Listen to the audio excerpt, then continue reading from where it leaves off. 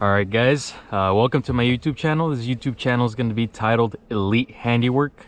One thing you should know about this channel, I'm going to be focusing a lot on tools. So thought it would be appropriate to start my channel with my first video being a full pack out of what I carry, right? So what I carry on the job site.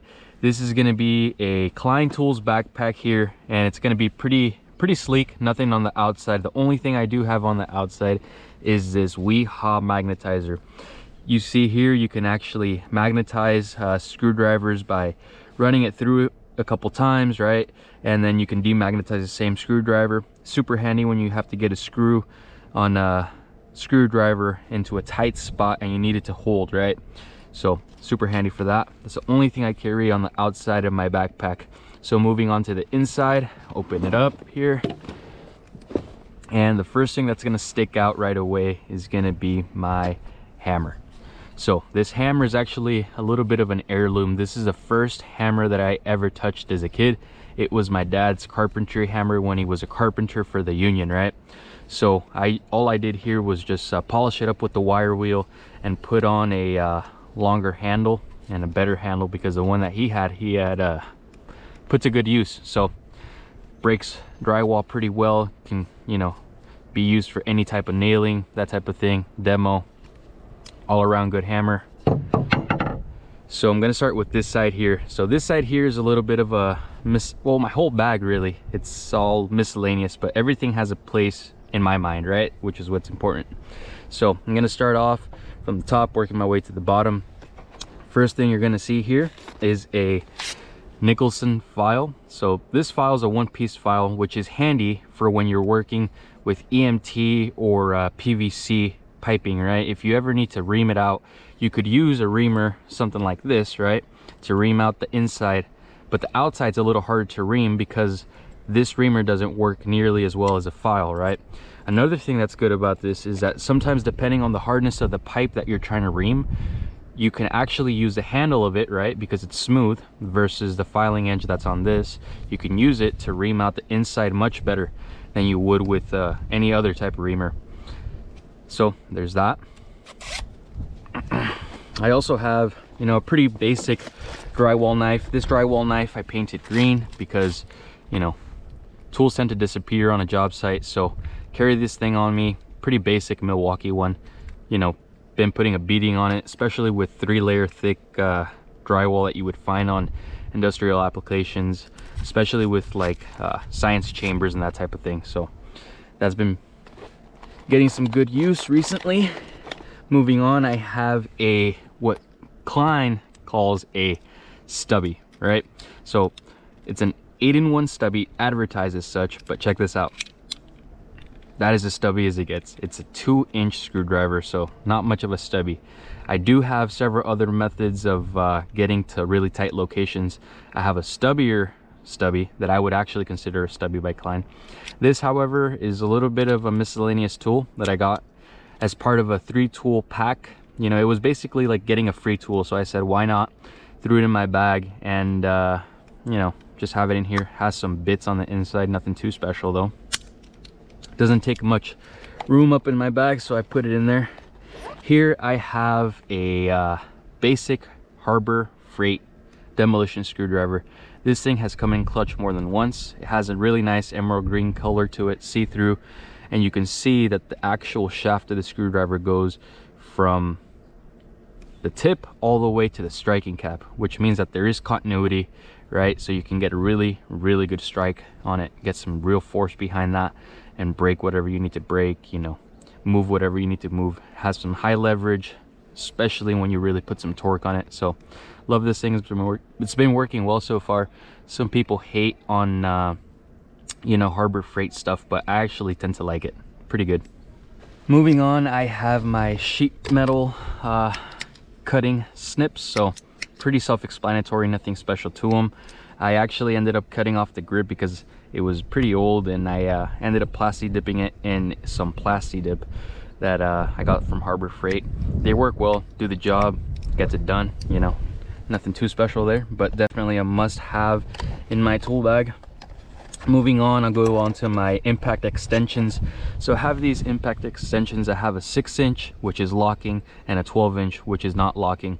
These are super handy. Obviously, you put them on an impact and get to tight to reach spaces. You can put them together for an 18-inch extension, right?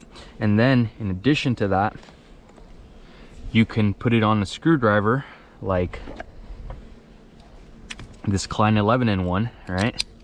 And modify it to get a 12-inch screwdriver, you know, something that you would have a hard time storing in a bag, but since you can kind of make your system modular, you can really work some cool things out. So here I can put any tip on this, any nut driver, and get into some tight spaces where I need hand torque and not necessarily impact torque. So that's one option there, which I like. Moving on, I have an assortment of little awls and miscellaneous tools, so I'll go over them real quick. I have a termination screwdriver, has a basic Phillips and flathead, right?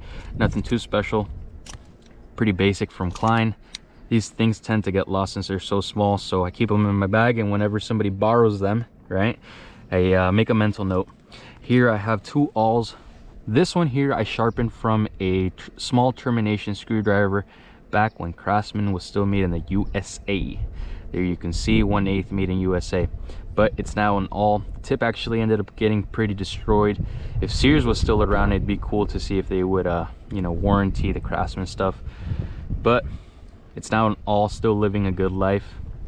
Here I have a basic Harbor Freight little hook tool, super handy for pulling on outlets, pulling on wires if you ever have to get into a tight spot. Does its job, right? One thing you guys are going to notice about my tools is I don't have any type of brand loyalty. Personally, I believe brand loyalty is something that shouldn't really exist. You should find the right tool that works for the application.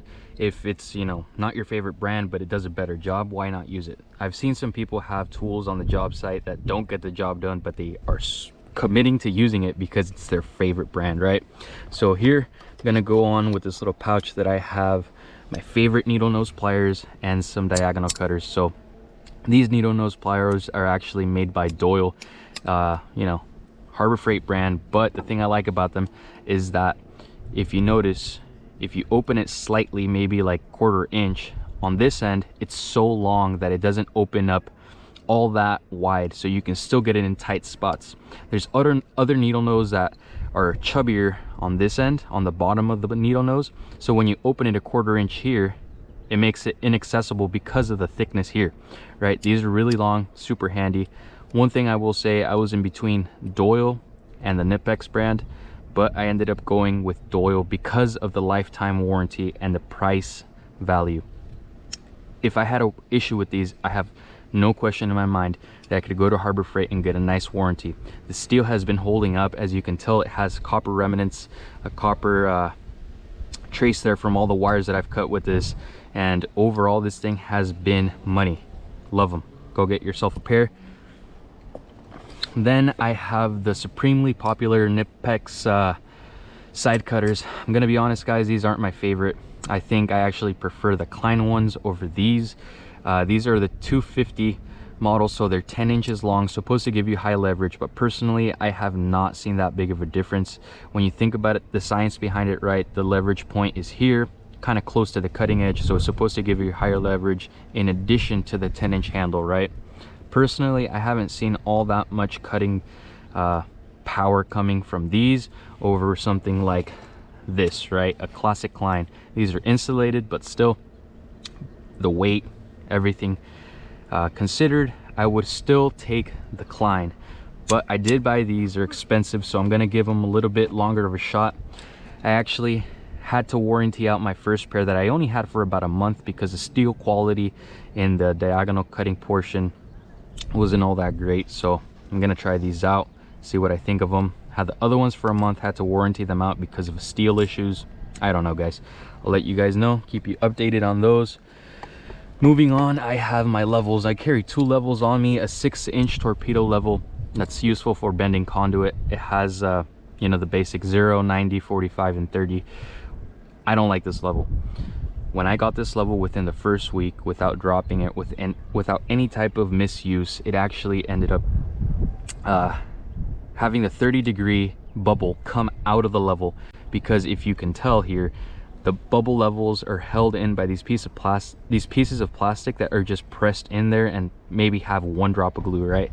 The glue came undone and the bubble level came out. There was no funny business. I didn't drop it, I didn't mistreat it. I was literally using it like 1 week. I put it on a piece of conduit when I was bending it, and the 30 degree I noticed was falling out. So didn't know what that's about. Wouldn't trust the 30 degree anymore for accuracy, but I do have it just because I still use it for the 0 and 90, which is probably going to be your most commonly used bubble level. So I'm gonna keep rocking it until it doesn't work anymore. Right, so here you see a really basic like $3 Irwin plastic level. It's accurate enough for what I need it. I use this little level for trimming out. If I'm ever trimming out and I need an outlet to be, you know, level, and I don't want to carry the bigger level, I have this little one that I can just put on there, right? Get it close and then call it, right? So that covers this side of my bag. Moving on to my favorite side of the bag, right? I'll start here.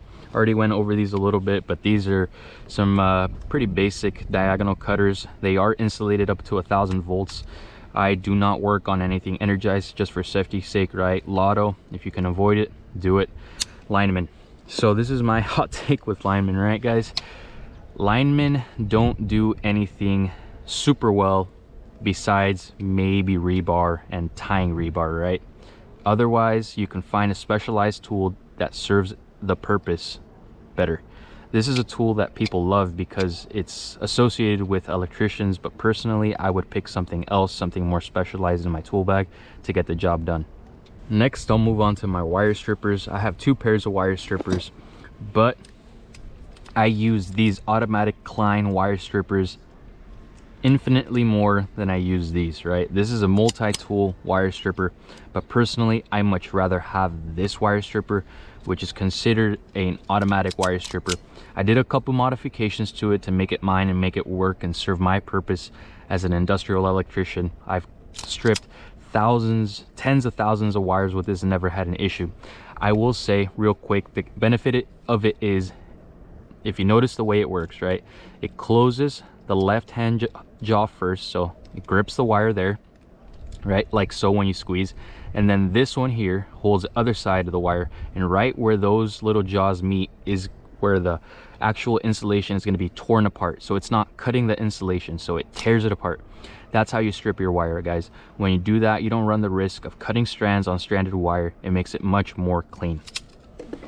As for these, it's a pretty basic wire stripper. You have your wire cutter, wire stripper, and bolt cutter.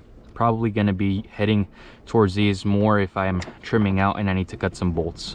Moving on, up top I have a couple of things that I use mainly for aviation wire, aircraft cable, aircraft hanger wire, whatever you want to call it, that hardened steel wire in industrial applications. You're going to see this wire cutter. This wire cutter isn't going to be the best tool you have, but it's going to save all your other tools, right?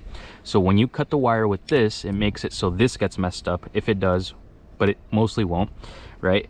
Versus having to use your lineman or your side cutters to cut the wire and messing up the edge on those, because that wire oftentimes is hardened, right? This is a basic crimping set for aviation wire or insulated or bare wire for crimps of any type. Pretty handy. Got these at the flea market. Grundy, $5, guys. Works well. What can I say about them? I'll move on to my water pump pliers. I have 3 sizes: 7 1/4, 10-inch, and 12-inch, right? So right off the bat, you can see that I have the Nipex. I think this is what Nipex does really well. Everybody knows the Nipex Cobras work great. That's why there's so many other companies copying them. I'm not sure if their patent expired or they lost a patent, or they just simply gave it up as for anybody to use just because they were so confident in their product. But you can see I've been putting them to use. I love these things, but for the value, you can't argue against the Doyle. I have put these things through the ringer, right? The steel is of good quality. Matter of fact, I know that Mac has a similar model that is made in the same factory as the Doyle's, but Doyle is only $20, right? And it has a lifetime warranty. I can't argue against this. The biggest difference you're going to see between the Doyle and the Nipex is simply going to be the rivet style. The Knipex has a rivet style to where you can replace it, but the Doyle has more so of a pressed in rivet that I'm not sure you could replace, but that's where warranty would come in, right? So there's that. Then my least favorite pair is a DeWalt. Got these as a gift from a family member. So these, unfortunately, I do not like, but I will use them if I have to for longer, for bigger purposes where I need a longer or a bigger mouth or opening, right? Thing I don't like about them is that they close. Pretty self-explanatory. When they close, you effectively create the angle of what you grip. It makes it wider, so you have a harder time gripping. So if I was to grip, for example, this 2x4 here, right, and I wanted to grip onto it like that, you can see that right now I'm gripping onto it and the handle is fairly closed. But if I was to accidentally slip like so, right, I just slipped on it, the angle of gripping has now become a lot larger, and my forearm isn't able to enact as much pressure on that. That is a downside of these, right? You saw how easy that was. So check this out.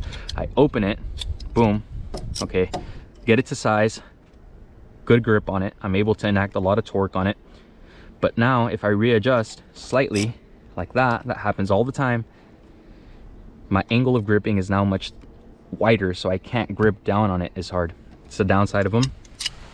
I'll go through this little pouch next here. So this little pouch basically carries 3 things. I have a box cutter for, you know, cutting literal boxes, cutting drywall or stripping wires. I have these little scissors, which I only use for cutting paper or labels. Make your work look professional and cut the labels, make everything look nice. I then have this 6-inch speed square. 6 inches is all I need for a speed square because I'm typically marking out boxes where I need to drill for my EMT fittings, my EMT connectors. It makes it so you can, you know, set it like so. Loosen this here, set your depth, right? Mark out your boxes as such and get repeatable results, right?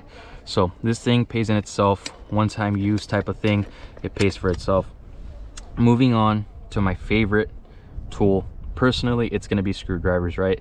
I do have a thing for screwdrivers. I think they serve the biggest, you know, like it's just my favorite tool, guys. I don't even know what to say. Really, it's just my favorite tool.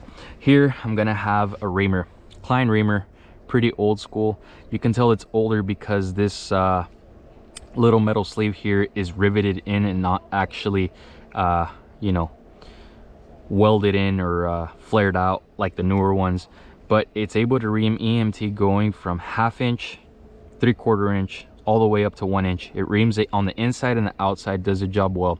This little metal sleeve here actually encapsulates whatever flat head bolts you're trying to use. So if you guys can tell, it has a flat head in there, but it's encapsulated by this metal sleeve. So when you put it on a screw like so, right, you can't slip out like you tend to do on flatheads. This thing holds it and you can put a lot of torque into it. So much torque, in fact, you can actually start driving the screw that you're driving into the conduit and create a little divot on the inside of the conduit, which you have to be careful with so you don't actually end up nicking your wire when you're pulling through and you're doing wire pulls, right? So super good tool, serves multi-purposes. Probably the tool that I always have on me when I'm running conduit. I then have an 11-in-1 Klein driver, right? So this driver here is going to be probably one of my most used drivers because of 2 features. The most important feature is going to be this here. So you can actually take the driver out, put this into an impact, right, and then use it as such. That makes it so you don't have to carry bits. You can only carry the screwdriver and have most of what you need on an industrial electrician type of day, right? So what I love about this though is that once you take that out, you can actually use this to insert, like I showed before, any type of other 1/4 inch extension, whether that's you know, 6/6 extension to get into longer, tighter spaces, or a nut driver. You can actually make this a nut driver, right guys? So this is money. Has a 3/8 inch nut driver, 1/4 inch nut driver that you could put any type of bit into, any type of bit. And on the other side, you have your 5/16 and Robertson number 1 and 2. All right, super common with EMT fittings. Love this thing. I bought 2 just in case. And And moving on, I have two basic pairs of insulated screwdrivers. Again, I will never work on energized stuff just because it is avoidable in most circumstances, right? I have a flathead and I have a number 2 Phillips, rated up to 1000 volts, both of them. But again, avoid working on energized circuits. Last but not least are my favorite screwdrivers, the PB Swiss number 4 flathead and the PB Swiss number 2 Phillips. These things run you about $12 to $13 each on Amazon, but I will say they are worth every penny, right? Not only do they look nice, they feel nice in the hand, right? And in addition to that, the steel is of super good quality, so you do not have to worry about the tip becoming marred or becoming inaccurate for those really crucial screws, or those screws that are exposed to customers, right? So I'll start off individually with the flathead. This here is going to be a standard number 4 flathead. It's in millimeters, but if you can tell, the tip of this isn't actually ground down into a beveled point like so, like most screwdrivers. This thing actually steps down into a parallel tip like so. So it fits into a screw perfectly. A flathead screw takes a flathead that is exactly the same like type of grind. So this thing fits into flatheads like no other. I would definitely recommend it. Check it out. Invest in your tools. Love it. And probably the most common screw type in America, you know, given that we're not in Canada, it's a number 2 Phillips. Canada has the Robertson drive, which I do believe provides you more torque and more positive engagement for the screws that you really need to get to, and overall is probably better system. But America, we use number 2 Phillips as our standard screwdriver, right? So this thing is just precision ground. When you stick it into a number 2 Phillips screw, you can actually leave it there, and the precision of it, the exact fit that this tip provides, will hold the screwdriver like this. Not joking, look it up. Awesome. I love these tools. You know, the Swiss take pride in their work, and they actually give each screwdriver, each tool that they produce, a unique serial number. So this one has a serial number, so that way they can trace down the steel, right, that they made this from. They can trace down the day, the person, the quality inspector, everything. This thing is money. I love it. All right, guys, so that's going to be a general overview of what I carry in my backpack. I'm going to make a later video of what I carry on my person, which I find to be probably way more important than what I carry in my backpack, right? What you carry on your person on a day-to-day basis is going to get you much further than what you have in your backpack, in your cart, in your truck, or at home, right? So with that, guys, go ahead and like and subscribe. I'll see you guys on the next one.